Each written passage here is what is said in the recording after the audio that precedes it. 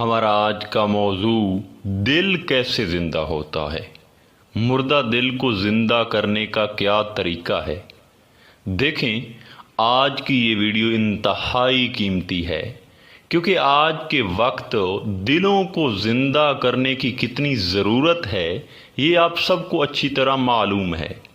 بدقسمتی سے آج ہمارے قلوب زنگ آلود اور مردہ ہو چکے ہیں، لہٰذا اللہ کے دیدار کے لیے اور معرفت الہی کے لیے دل کو زندہ کرنا لازم ہے، کیونکہ دل کو زندہ کیے بغیر اللہ تک پہنچنے کا کوئی راستہ نہیں ہے۔ بس انسان ایک ہی صورت میں اللہ تک پہنچ سکتا ہے، اور وہ یہ ہے کہ زندہ سلامتی والا انسان کے پاس دل ہو۔ لہٰذا ہم آج کی اس ویڈیو میں انشاءاللہ تعالی یہ بتائیں گے کہ دل کیسے زندہ ہوتا ہے، لہٰذا ویڈیو کو مکمل دیکھیے گا تاکہ کچھ حاصل ہو جائے۔ سامعین محترم، وجود انسانی میں دل ایک اہم عضو ہے جو تمام جسم میں خون فراہم کرتا ہے، اور اس کی دھڑکن نہ رکنے والی حرکت ہے جو قبل از پیدائش تا دم مرگ جاری رہتی ہے، اور دل کو انسانی وجود کا مرکز قرار دیا گیا ہے۔ یہ تمام جسم کو خون فراہم کر کے وجود کی بقا کا ضامن بھی ہے، اس لیے دل بادشاہ کے طور پر اور تمام جسم رعایا کے طور پر عمل کرتے ہیں، اور دل کا دھڑکنا ہی حیات انسانی کی علامت ہے، اور دل کی دھڑکن کے بند ہو جانے کو موت تصور کیا جاتا ہے۔ مگر صوفیاء کرام کے نزدیک دل سے مراد وہ دل نہیں جو خون سپلائی کرتا ہے یا جو نظر آتا ہے، بلکہ دل یا قلب سے مراد انسان کا وہ باطنی اور روحانی وجود ہے جس کو اللہ تعالیٰ نے اپنا عرش قرار دیا ہے، اور ہم بھی اسی روحانی دل کے متعلق آج گفتگو کر رہے ہیں، کیونکہ یہی دل خیر اور شر کا مرکز ہے، یہی وجود کا بہترین حصہ ہے، اور یہی شیطان کا اعلی کار بننے پر بدترین حصہ بھی قرار دیا جاتا ہے۔ دیکھیں، روحانی دل ہی وہ جگہ ہے جہاں سے انسان کے تمام احساسات، جذبات اور مزاج جنم لیتے ہیں، جو پھر پوری شخصیت پر اثر انداز ہوتے ہیں۔ اور کبھی آپ نے غور کیا ہے کہ اگر ہمیں اپنی کوششوں کا من چاہا نتیجہ حاصل نہ ہو تو ہمارا دل کتنا اداس ہو جاتا ہے، جبکہ یہی دل پسندیدہ چیز پا لینے سے خوش ہو جاتا ہے۔ حضرت شاہ محمد ذوقی رحمۃ اللہ علیہ فرماتے ہیں کہ بندے کا قلب اللہ کا عرش ہے، جس میں حق تعالی بالذات ظاہر ہوتا ہے، رحمان اس پر مستوی ہے، اور وہ اسرار الہی کا مرکز اور تمام عیان و مخلوقات کے ظواہر کا احاطہ کرنے والا ہے، اور ہر چیز کا قلب اس کا خلاصہ ہوا کرتا ہے، اور قلب انسانی بھی اللہ تعالیٰ کا نور ہے جس کی ایک چمک تمام مخلوقات اور موجودات کا خلاصہ ہے۔ سامعین محترم، اس روحانی دل کی اہمیت دیکھیں کہ دین اسلام میں کوئی بھی عبادت یا کوئی نیکی کا کام تب تک قبول ہی نہیں ہوتا جب تک کہ اسے قلبی طور پر ادا نہ کیا جائے۔ قلب کے اندر مومن نور اور ہدایت وصول کرتا ہے، اور وہ ذکر کے ذریعے قلب سے اپنے خالق کو یاد رکھتا ہے تاکہ اس کی روح ترقی پائے۔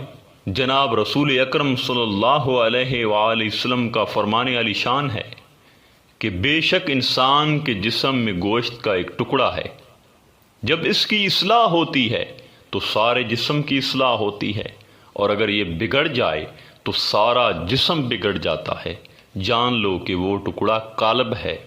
اسی طرح مولا کائنات حضرت علی علیہ السلام نے فرمایا کہ انسان کے بدن میں ایک ایسا ٹکڑا ہے جو تمام بدن سے افضل، اور اسے قلب یا دل کہتے ہیں۔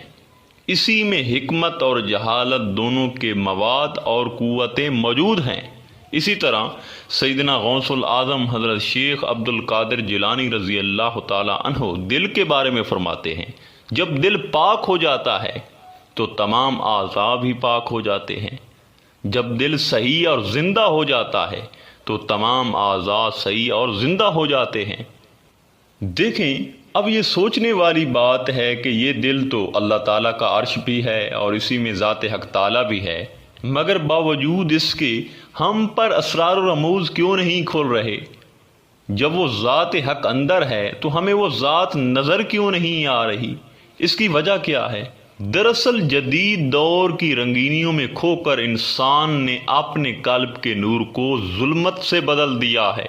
اور یاد رہے، جب قلب جہالت کے اندھیروں میں گم ہو جائے تو اس میں ذات حق تعالیٰ کیسے عیاں ہو سکتی ہے؟ دیکھیں، آج اللہ تعالیٰ سے دوری اختیار کر کے ہم محض نفسانی خواہشات اور لذات کے مطیع ہو گئے ہیں۔ آج ہماری حالت یہ ہے کہ ہم اللہ کو چھوڑ کر اللہ سے ہر چیز مانگ رہے ہوتے ہیں، ان چیزوں کے پیچھے دوڑ رہے ہوتے ہیں۔ ہم نے کبھی اللہ کو پانے کی جستجو ہی نہیں کی۔ ہمارے دلوں میں مال، دولت، لالچ، ہرس اور اولاد کی محبت ہے۔ ہمارے نوجوانوں کی زبان پر اللہ کا نام ہے جبکہ دل میں عورت ہوتی ہے۔ اب ایسے دل پر ذات حق تعالیٰ کیسے جلوہ نما ہو سکتی ہے؟ یہ تو زبان زندہ ہے اور دل مردہ ہے۔ اب کچھ دل ایسے بھی ہیں جن پر کبھی نفس و شیطان کی طرف سے خیالات کا ورود ہوتا ہے، کبھی ملائکہ کی طرف سے خواطر کا نزول ہوتا ہے، کبھی رحمان کی طرف سے خواطر اور تجلیات کی برسات ہوتی ہے، اور کبھی یہ دل پتھر کی طرح سخت ہوتا ہے، کبھی یہ موم سے بھی زیادہ نرم ہو جاتا ہے، کبھی اس میں خشیت اور خضوع اور خشوع کی کیفیات طاری ہوتی ہیں، تو کبھی اس میں فسق و فجور گھس جاتا ہے، کبھی یہ قلب خشیت الہی سے لرزنے لگتا ہے، اور کبھی بے مروت اور متکبر بن جاتا ہے، کبھی اس میں کسی کے لیے رغبت پیدا ہوتی ہے اور کبھی کسی کے لیے اس دل میں نفرت در آتی ہے۔ لیکن اگر کوئی یہ سمجھے کہ اس دل کے ساتھ اللہ کا دیدار ہوگا تو یہ بات بھی صحیح نہیں ہے، کیونکہ یہ دل بھی الجھن کا شکار ہے، کبھی ادھر تو کبھی ادھر، لہذا یہ بھی مردہ کے زمرے میں آتا ہے۔ حضرت سخی سلطان باہو رضی اللہ تعالیٰ عنہ فرماتے ہیں، کوشتہ دل زندہ گرد و تن جواز بزنگ ہا، مردہ را کے سود دارد گور با نقش و نگار۔ اپنے دل کو زندہ کرنے کی کوشش کر تاکہ اعمال تن کے زنگ سے تجھے نجات ملے، کیونکہ دل کو زندہ کیے بغیر صرف اعمال تن کی زیب و زینت بالکل ایسے ہی بے سود ہے کہ جیسے مردہ کے لیے اس کی قبر پر نقش اور نگار بیکار اور بے سود ہوتے ہیں۔ دیکھیں سامعین، اصل زندگی تو حیات قلب ہے۔ دل کے زندہ ہونے کا مطلب اللہ تعالیٰ سے نزدیکی ہے، جبکہ دل کا مردہ ہونا اللہ تعالیٰ سے دوری ہے۔ اللہ سے جڑنے والا دل زندہ اور اللہ سے دوری اختیار کرنے والا دل مردہ ہوتا ہے۔ حضرت علامہ محمد اقبال رحمۃ اللہ علیہ فرماتے ہیں، دل مردہ دل نہیں ہے اسے زندہ کر دوبارہ، کہ یہی ہے امتوں کے مرض کہن کا چارہ۔ دیکھیں، اگر انسان کا دل مر جائے تو اس کا مطلب ہے کہ وہ اللہ تعالیٰ سے دور ہو گیا ہے، لیکن اگر دل زندہ ہو تو اللہ رب العزت اس دل کے قریب ہوتا ہے، اور دل کی اسی حیات کو معرفت کہا جاتا ہے۔ لیکن سوال یہ پیدا ہوتا ہے کہ دل کیسے زندہ ہوتا ہے؟ دیکھیں، دل اس وقت زندہ ہوتا ہے جب وہ دل کو زندہ کرنے والے کے ساتھ جڑ جائے۔ حضرت سخی سلطان باہو رضی اللہ تعالیٰ عنہ فرماتے ہیں، مرشد کامل ہی وہ طبیب ہے جو طالب صادق کی تمام باطنی بیماریوں کو قرآن پاک اور حضرت محمد صلی اللہ علیہ وآلہ وسلم کے طریقے سے ختم کر کے اسے سیر وہم عطا کرتا ہے، اور طالب کو باطن کی حقیقی راہ پر گامزن کرتا ہے۔ مگر طالب کو بھی اس حقیقی باطنی راہ کو سمجھنے میں غلطی نہیں کرنی چاہیے، کیونکہ اس راہ میں بہت سے راستے آپس میں متصل ہوتے ہیں۔ پس مرشد کامل مرید کے باطنی حواس کو اپنے تصرف سے بیدار کرتا ہے اور اس کے دل کو نئی زندگی عطا کرتا ہے۔ آپ مزید فرماتے ہیں، مرشد اپنے تصرف سے مرید کے دل کو مکمل طور پر زندہ کرتا ہے اور تمام غیر ما سوا اللہ کو دل سے نکال دیتا ہے، اور یہ صرف مرشد کے باطنی تصرف کی بدولت ہی ممکن ہے۔ چنانچہ حضرت محمد صلی اللہ علیہ وآلہ وسلم اپنے مرید صادق کے حق میں فرماتے ہیں، ابو بکر کی فضیلت نہ تو کثرت نماز کی وجہ سے ہے اور نہ ہی کثرت تلاوت اور روزہ کی وجہ سے ہے، بلکہ ان کی فضیلت ان کے دل میں قرار پکڑنے والی چیز کی وجہ سے ہے۔ اور وہ چیز کیا ہے؟